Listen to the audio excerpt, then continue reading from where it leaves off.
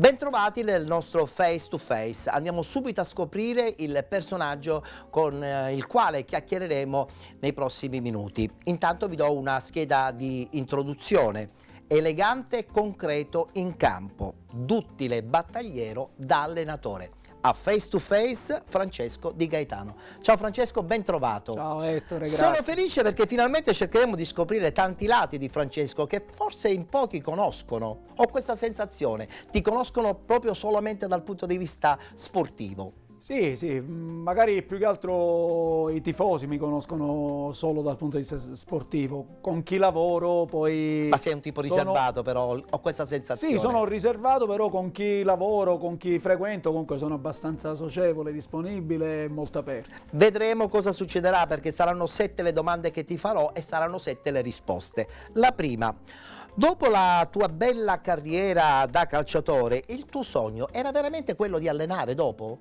Sì, ti rispondo Da con sempre? fermezza, da sempre, anche dentro al campo ero uno che mentre giocavo davo indicazioni ai miei compagni sulle scalate. Diciamo che eri già un allenatore in campo. Sì, ma è una cosa che mi ha sempre affascinato, forse pure perché, sai, papà ha fatto anche questo e l'ho seguito da quando avevo 3 anni ai 14 anni, che poi è stato l'anno in cui poi papà è venuto a mancare. Quindi quando ti è capitata la situazione di allenare non ci hai pensato un attimo, anzi forse probabilmente hai coronato il tuo sogno. Sì, ma devo essere sincero, lì devo ringraziare comunque Roberto Boscaglia, perché io l'ho conosciuto ad Alcamo e lì ancora giocavo.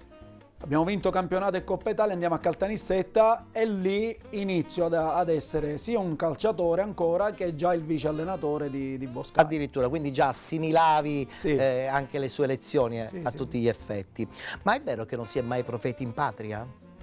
È un detto veritiero, soprattutto per gli allenatori? Ma guarda, non lo so, ci sono delle situazioni in cui corrisponde a verità e altre...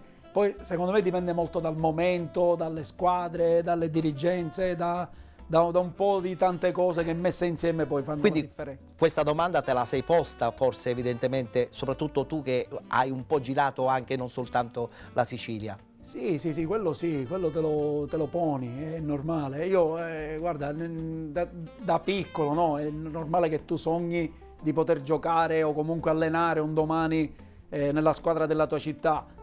E oggi mi chiedo se sì, sicuramente sarebbe un sogno farlo, però non so come poi andrebbe a finire. Ma quanto incide poi alla fine la famiglia, gli amici, anche nelle tue scelte sportive? Allora, la famiglia secondo me è troppo importante, perché comunque sia spesso sono quelli che pagano la tua assenza, pagano un po' il tuo distacco fisico, no?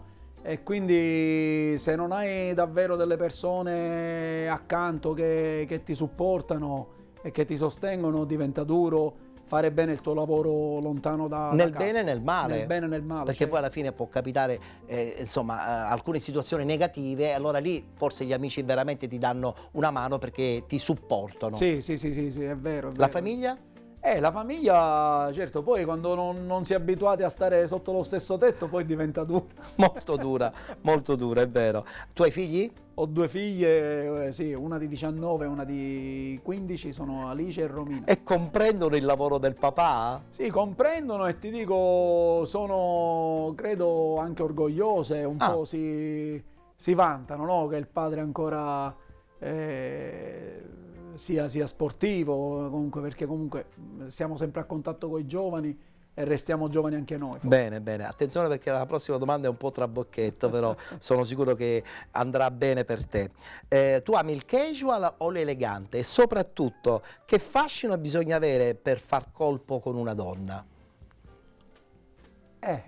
Bella domanda. Bella domanda. Allora, intanto casual o elegante? Allora, a me piace stare, soprattutto col lavoro che faccio, mi piace stare molto in tuta. Vabbè, chiaro. Durante la settimana, però se devo uscire la sera non metto quasi mai jeans. Quindi vai un po' sull'elegante, sì, in un certo un po' senso. sull'elegante, un po' sulla classe, no? Sulla classe, certo, certo. E poi cosa bisogna avere per cercare veramente Ma di io far credo colpo che, con una donna? ma secondo me se sei Con spontaneo... grande rispetto per la tua cara consorte. No, no, ma assolutamente, ma per tutte le donne. certo, nel per rispetto. tutte le donne, certo. Io penso che se sei naturale, se sei spontaneo, alla fine il tuo carattere viene fuori.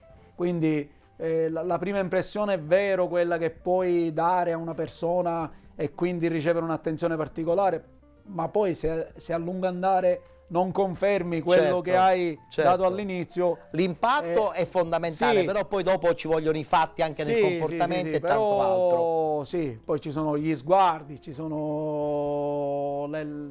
sono tante piccole cose che Hai conquistato tue mogli in questa maniera, ho questa sensazione. Ma io diciamo che conquisto tutti quelli con cui ho a che fare per bene. la mia solarità. Bene, bene, ed è Quindi- vero, sei molto contagioso.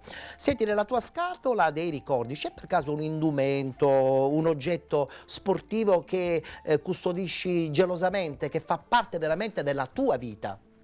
Allora, ce l'ho, però in realtà non lo custodisco io, ma lo tiene mia sorella. Addirittura. Ed è una scarpetta, possiamo dire la marca? Assolutamente sì, nessun È una problema. scarpetta dell'Adidas da Sì. calcio a 6 tacchetti, proprio piccolina, no?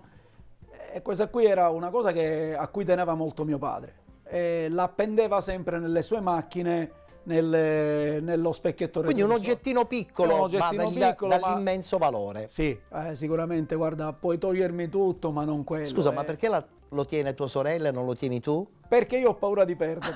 Bene, ma l'importante è che non si perda No, a tutti gli assolutamente. effetti. Senti, ma quanto self-control deve avere un allenatore per battagliare quasi quotidianamente tra società, calciatori, stampa?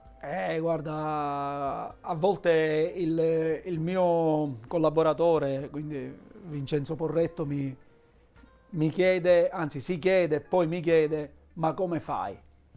Come fai a restare calmo davanti a certe situazioni? Come fai ad affrontare il tutto con questa serenità, con questa calma glaciale? Perché ce ne vuole tanta. Sì, sì, però ce ne io vuole sai, tanta. forse anche è una cosa del mio carattere essere così tranquillo, sereno. Ho un piccolo difetto, se vogliamo, che quando poi arrivo al limite, se esplodo, allora posso fare anche male. Fai danni. Sì, purtroppo è una pecca. Però sai, impiego tanto per arrivarci. Vabbè, poi con la maturità giustamente questi tempi si allungano, no? Sì, però bisogna essere anche diplomatici, bisogna essere anche figli di buona madre. Soprattutto nel mondo del calcio, Assolutamente. diciamolo pure. Senti, voglio chiudere questa bella chiacchierata con una domanda che forse probabilmente ci sta a pennello. A chi devi dire grazie? E a chi devo dire grazie? Parli dell'aspetto professionale? Assolutamente sì, no, non sulla vita personale, ma sull'aspetto professionale. Guarda, Ettore,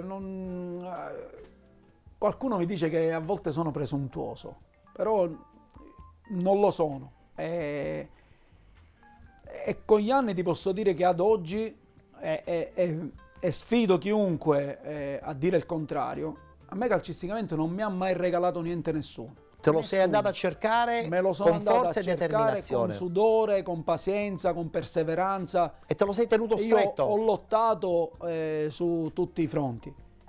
Pensa che quando abbiamo vinto il campionato di Serie C e siamo andati in Serie B, io non ero abilitato a fare la Serie B. Sì.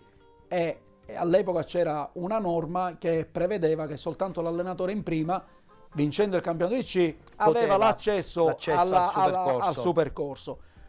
Cosa che da quel momento in poi, perché mi sono impuntato, ho smosso un mondo, nel senso, ma in prima persona. Immagino. Non ho chiesto a nessuno.